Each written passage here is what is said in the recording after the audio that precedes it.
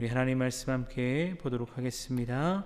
신명기 19장 1절에서 21절까지의 말씀입니다.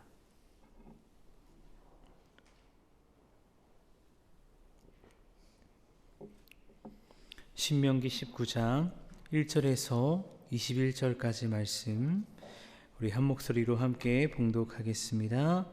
내 하나님 여호와께서 이 여러 민족을 멸절하시고 내 하나님 여호와께서 그 땅을 내게 주심으로 내가 그것을 받고 그들의 성읍과 가옥에 거주할 때에 내 하나님 여호와께서 내게 기업으로 주신 땅 가운데에서 새 성읍을 너를 위하여 구별하고 내 하나님 여호와께서 내게 기업으로 주시는 땅 전체를 새 구역으로 나누어 길을 닦고 모든 살인자를 그 성읍으로 도피하게 하라. 살인자가 그리로 도피하여 살만한 경우는 이러하니 곧 누구든지 본래 원한이 없이 부지 중에 그의 이웃을 죽인 일, 가령 사람이 그 이웃과 함께 벌목하러 살림에 들어가서 손에 도끼를 들고 벌목하려고 찍을 때에 도끼가 자루에서 빠져 그의 이웃을 맞춰 그를 죽게 함과 같은 것이라. 이런 사람은 그 성읍 중 하나로 도피하여 생명을 보존할 것이니라. 그 사람이 그에게서 본래 원한이 없으니 죽이기에 합당하지 아니하나 두렵건대 그 피를 보복하는 자의 마음이 복수심에 불타서 살인자를 뒤쫓는데 그 가는 길이 멀면 그를 따라 잡아 죽일까 하노라. 그러므로 내가 내게 명령하기를 새 성읍을 너를 위하여 구별하라 하노라. 내 하나님 여호와께서 내 조상들에게 맹세하신 대로 내 지경을 넓혀 내 조상들에게 주리라고 말씀하신 땅을 다 내게 주실 때 또 너희가 오늘 내가 너희에게 명하는 이 모든 명령을 지켜 행하여 내 하나님 여호와를 사랑하고 항상 그의 길로 행할 때에는 이 새 외에 새 성읍을 더하여 내 하나님 여호와께서 내게 기업으로 주시는 땅에서 무지한 자가 피를 흘리지 말라. 이같이 하면 그의 피가 내게로 돌아가지 아니하리라.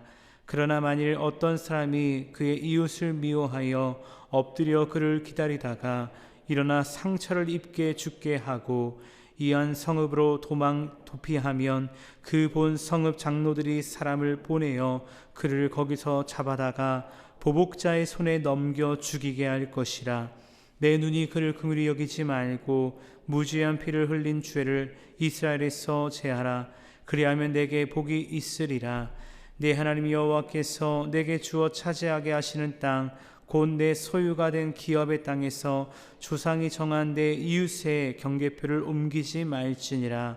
사람의 모든 악에 관하여 또한 모든 죄에 관하여는 한 증인으로만 정할 것이 아니요 두 증인의 입으로나 또는 세 증인의 입으로 그 사건을 확정할 것이며, 만일 위증하는 자가 있어 어떤 사람이 악을 행하였다고 말하면 그 논쟁하는 쌍방이 같이 하나님 앞에 나아가 그 당시의 제사장과 재판장 앞에 설 것이요 재판장은 자세히 조사하여 그 증인이 거짓 증거하여 그 형제를 거짓으로 모함한 것이 판정되면 그가 그의 형제에게 행하려고 꾀한 그대로 그에게 행하여 너희 중에서 악을 제하라.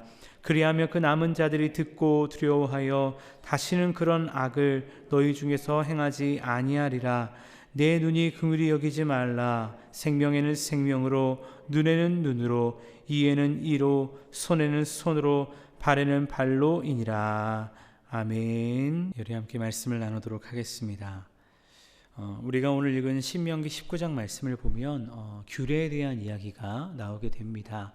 이번 주 말씀을 묵상하는 신명기 말씀 가운데 수많은 규례들이 나오게 되어지는데, 특별히 오늘 말씀 가운데는 1절에서 13절까지 도피성에 대한 규례가, 또 14절에서는 경계표 이동 금지에 대한 규례가, 또 15절에서 21절까지는 증인에 대한 규례가 나오는 것을 보게 되어집니다. 하지만 이 세 가지 이 규례는 엄밀히 따지면은 도피성에 관한 규례가 이야기를 하기 위해서 이 세 가지 규례가 함께 나오는 것을 보게 되는 것입니다. 오늘 본문을 읽다 보면 그런데 반복적으로 등장하는 문구가 있는 것을 보게 되어지는데요. 그 문구는 무엇이냐면 내 하나님 여호와께서라는 문구입니다. 1절에서 2번, 또 2절에서 3절에서 8절에서 10절에서 14절에서 각 한 번씩 등장을 해서 오늘 본문 말씀 가운데 이렇게 총 7번이나 내 하나님 여호와께서라는 문구가 등장하는 것을 보게 되는 것이죠. 여러분, 이 신명기 말씀 우리가 아는 바와 같이 누가 누구에게 주는 메시지입니까? 모세가 곧 가나안 땅에 들어갈 이스라엘 백성 2세대에게 주는 메시지입니다. 근데 이들이 분명히 기억해야 할 것이 있는데 그것이 무엇이냐면 지금 이들이 누리고 있는 것들 또한 앞으로 가나안 땅에 가서 누릴 것들이 나에게 주어진 당연한 것으로 여겨서는 안 된다는 것입니다. 그 모든 상황 속에서 나와 함께 하시는 여호와 하나님을 기억함으로 여호와 하나님만을 믿는 유일신 신앙으로 이들이 살아가야 한다는 것이죠. 왜냐하면 이스라엘 백성들이 출애굽하는 시간부터요, 가나안 땅에 들어가는 모든 시간까지 또 그곳에서 살아가는 모든 삶 속에서 그들의 힘과 능력으로 살아갈 수 있는 것은 아무것도 없기 때문입니다. 또 지금까지 이뤘던 모든 것들 또한 하나님의 은혜였다는 것이죠. 여러분, 이것을 기억하게 하기 위해서 모세는요, 이스라엘 백성들에게 내 하나님 여호와께서라고 계속 이야기하면서 이 모든 것을 이루신 분, 또 이루실 분이 바로 살아계신 하나님이다라는 것을 말씀하고 있다는 것입니다. 여러분, 오늘 살아가는 우리의 모습, 이 말씀을 보건대 어떻습니까? 우리는 내 하나님 여호와께서 이루신 그 하나님의 일들에 대해서 감사하며 그 은혜에 대한 감격으로 또 그 하나님이 지키시고 보호하시는 삶을 인정하며 살아가고 있으십니까? 여러분, 내가 누리고 있는 것들을 당연한 것으로 여기게 되면 어떻게 될까요?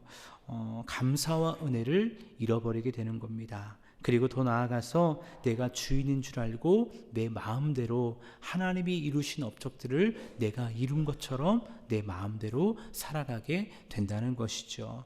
그렇게 오늘도 우리에게 주어진 하루, 그리고 어제부터 새롭게 시작된 이 4월 한 달이 정말 주의 은혜에 감사하며 주와 동행할 수 있는 저와 여러분 모두가 될 수 있기를 간절히 주님의 이름으로 축원합니다. 하나님께서는요, 이스라엘 백성들에게 가장 좋은 것을 주시는 분입니다. 그래서 하나님께서 오늘 말씀 가운데 앞서 이야기했던 것처럼 세 가지의 규례를 말씀하시는데 그중 첫 번째 규례는 다들 한 번씩 들어봤을 도피성에 대한 규례입니다. 오늘 1절과 2절 말씀 우리 다시 한번 한 목소리로 읽어보도록 하겠습니다. 함께 읽습니다. 내 하나님 여호와께서 이 여러 민족을 멸절하시고 내 하나님 여호와께서 그 땅을 내게 주심으로 내가 그것을 받고 그들의 성읍과 가옥에 거주할 때에 내 하나님 여호와께서 내게 기업으로 주시는 땅 가운데에서 새 성읍을 너를 위하여 구별하고. 아멘. 방금 읽은 말씀의 전제는 무엇입니까? 바로 이것이죠.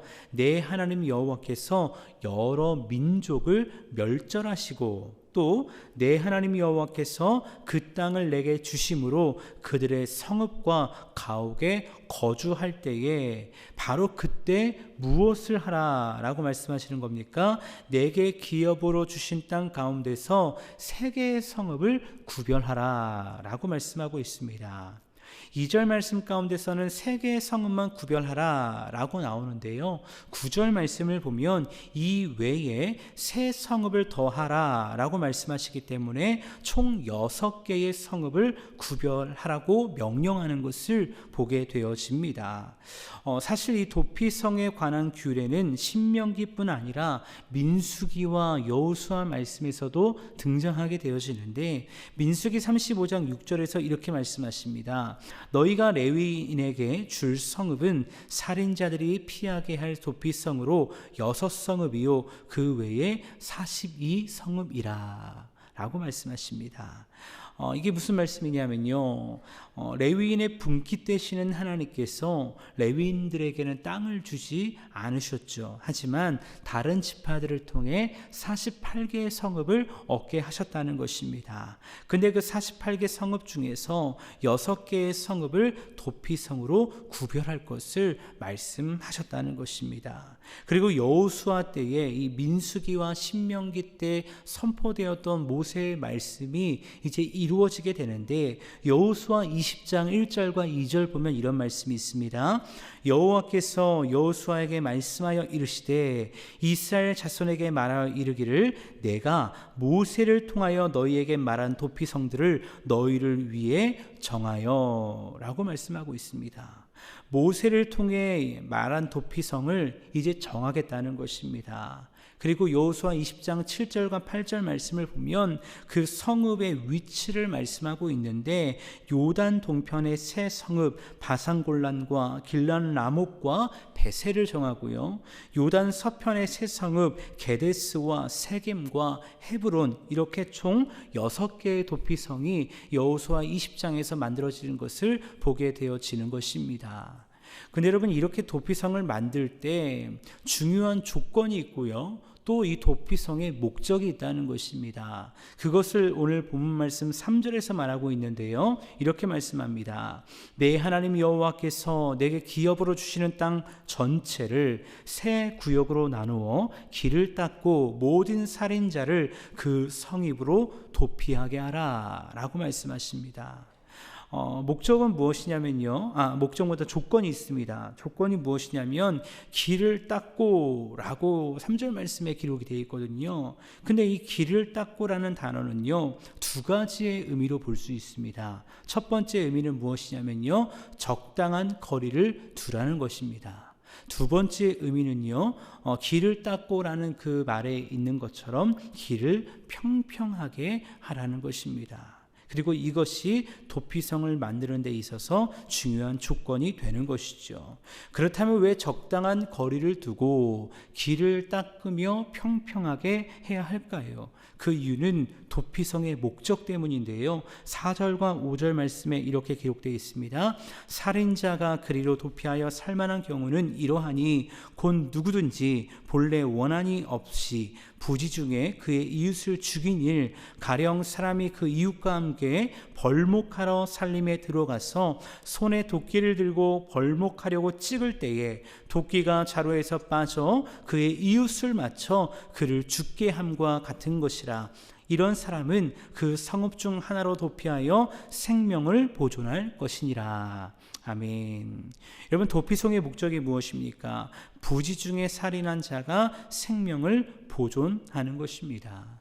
6절 말씀을 보면 보복하는 자의 마음에 복수심이 타서요, 살인자를 뒤쫓아올 수 있다는 것이죠. 근데 도피성에 가는 길이 멀고 험하면 어떻게 될까요? 금방 잡혀서 죽게 되는 겁니다. 그리고 그렇게 잡혔을 때 10절 말씀에 기록된 것처럼 무지한 피를 흘릴 수 있기 때문인 것이죠. 여러분, 혹시 나중에 집에 가셔서 네이버나 다음이나 구글이나 거기서 도피성 지도를 한번 쳐보십시오. 그러면 도피성의 지도가 이렇게 나오게 되는데요, 그 지도를 보면 요단 동편의 세 곳, 요단 서편의 세 곳인데 도피성이 한쪽에 몰려 있지 않습니다. 이것은 무엇을 의미할까요? 어느 곳에서 어떤 일이 일어나든 도피성으로 갈 수 있는 평균적인 거리를 비슷하게 지정하셨다는 것입니다. 그리고 가는 길이 평탄하여 누구든지 빨리 도망갈 수 있게 했다는 것이죠. 근데 여기서 우리가 기억해야 할 것이 있는데, 그것은 무엇이냐면 모든 살인자가 도피성으로 도망갈 수는 있습니다. 하지만 모든 살인자가 생명의 보존을 받는 것은 아니라는 것입니다. 오늘 본문 11절 12절 말씀 보니까 그러나 만일 어떤 사람이 그의 이웃을 미워하여 엎드려 그를 기다리다가 일어나 상처를 입혀 죽게 하고 이 한 성읍으로 도피하면 그 본 성읍 장로들이 사람을 보내어 그를 거기서 잡아다가 보복자의 손에 넘겨 죽이게 할 것이라 라고 말씀하십니다. 여러분, 도피성에서 생명을 보존할 수 있는 자는요, 부지 중에 살인한 자입니다. 조금 전 읽었던 말씀처럼 자신의 의지로 사람을 죽인 자는요, 재판을 받게 될 것이고요, 그 재판을 통해 그에 대한 형벌을 분명히 받게 되는 것입니다. 그래서 오늘 말씀에 나오는 규례 가운데 마지막 규례가 어떤 규례냐면요, 재판 증인에 대한 규례입니다. 당시는 지금처럼 과학적인 증거를 통해 재판이 증인되지 않았습니다. 하나님 앞에서 증인된 사람들의 말을 통해서 재판이 진행되었다는 것이죠. 그렇게 이들은 하나님 앞에 선 증인이 되는 것입니다. 사람은 속일 수 있으나 하나님은 속일 수 없기 때문이죠. 만약 재판 증인이요, 위증을 하게 되면 어떻게 될까요? 오늘 말씀해 보니까 고발당한 사람이 받는 처벌과 같은 형벌에 가해질 수 있는 것입니다. 사람은 속아서 처벌 못할 수 있지만 하나님은 분명히 처벌하신다는 것입니다. 그렇게 재판 증인들은요, 하나님 앞에 서 있다는 경외한 마음을 가지고 자신이 보고 들은 것을 증언해야 하는 큰 사명을 가지고 있는 것입니다. 왜냐하면 그래야 억울한 사람이 생기지 않는 거거든요. 그래야 무죄한 사람이 피를 흘리지 않는 것이기 때문입니다. 또한 이것이 하나님의 공의요, 하나님의 정의로 이스라엘 공동체 가운데 실현될 것이기 때문입니다. 더 나아가 하나님께서는 이 재판이 정확하게 진행되기 위해서 한 사람이 아니라 두세 사람의 증인을 통해 확증하라 라고 말씀하시죠.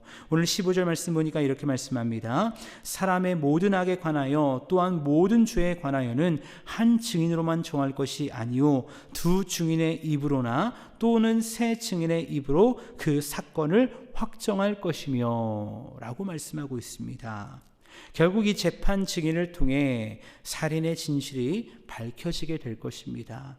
또한 부지 중에 살인한 자는 대제사장이 죽을 때까지 도피성에서 지내며 그의 생명을 보존하게 될 것입니다. 여러분, 오늘 신명기 19장 우리가 도피성에 대한 이야기를 함께 나누게 되어지는데요, 그렇다면 이 도피성이 오늘 살아가는 우리에게 주는 교훈은 무엇일까요? 저는 이것이라고 생각합니다. 도피성은요, 죄인들의 영원한 구주시고 안전한 피난처이신 예수 그리스도를 예표하는 것입니다. 우리도 인간의 연약함 속에서요, 수많은 죄를 지으며 우리의 연약함을 드러낼 때가 있지 않습니까? 내 마음은 그렇지 않은데 순간 실수하고 방심해서 죄를 지을 때가 있다는 것입니다. 바울도 로마서에서 그의 심정을 이렇게 표현하는 것을 보게 되어지는데, 로마서 7장 23절 24절 보니까 이런 말씀이 있습니다. 내 지체 속에서 한 다른 법이 내 마음의 법과 싸워 내 지체 속에 있는 죄의 법으로 나를 사로잡는 것을 보는도다. 오라 나는 공고한 사람이로다. 이 사망의 몸에서 누가 나를 건져내랴 라고 말하고 있다는 것이죠. 바울이 믿음으로 살고 싶고 내가 전하는 복음대로 살고 싶은데 내 마음의 다른 법이 자꾸 나를 죄악으로 이끌어감을 보게 된다는 것입니다. 그런데 우리의 삶 가운데도, 우리의 세상 가운데, 영적 싸움 가운데도 이런 모습들이 있다는 것이죠. 그때 사탄은요, 우리를 정죄합니다. 우리를 조롱합니다. 너는 죄인이라고, 믿음으로 사는 것이 불가능하다고 우리를 정죄한다는 것입니다. 여러분, 도피성은요, 인간의 연약함을 이해하고 배려하신 하나님의 은혜의 방편인 줄로 믿습니다. 근데 이 은혜의 방편이요, 오늘을 살아가는 우리에게도 예수 그리스도를 통해 주어진 줄 믿습니다. 죄로 인해 괴로워했던 바울은요, 로마서 8장 1, 2절에서 이런 선포를 합니다. 그러므로 이제 그리스도 예수 안에 있는 자에게는 결코 정죄함이 없나니 이는 그리스도 예수 안에 있는 생명의 성령의 법이 죄와 사망의 법에서 너를 해방하였습니다 라고 선언하고 있다는 것입니다. 우리에게 주신 예수 그리스도의 놀라운 사랑과 은혜로 말미암아 우리가 자유를 얻었다고 선언하고 있다는 것입니다. 사랑하는 여러분, 우리가 예수 그리스도 안에 있으면 되는 것입니다. 참소하고 거짓말하는 사탄이 우리를 조롱하고 정죄할지라도 예수 안에 있는 자에게는 결코 정죄함이 없다는 것입니다. 도피성을 통해 부지 중에 살인한 자를 구원하셨던 그 은혜가 오늘 살아가는 우리들에게 예수 그리스도를 믿고 의지하는 자에게 주어진 놀라운 구원과 생명이 된 줄 믿습니다. 실패하고 넘어질 수 있습니다. 하지만 그 자리에서 다시 한번 우리의 도피성 되시는 예수 그리스도를 바라볼 때 우리는 날마다 그 주의 은혜 안에서 승리하며 하나님의 아들로, 하나님의 딸로, 하나님의 자녀로 살아가게 될 줄로 믿습니다. 그렇게 이 은혜 안에서 날마다 도피성 되시는 예수 그리스도의 놀라운 사랑과 은혜 가운데 승리하며 주의 자녀로 살아갈 수 있는 저와 여러분 모두가 될 수 있기를 간절히 주의 이름으로 축원합니다.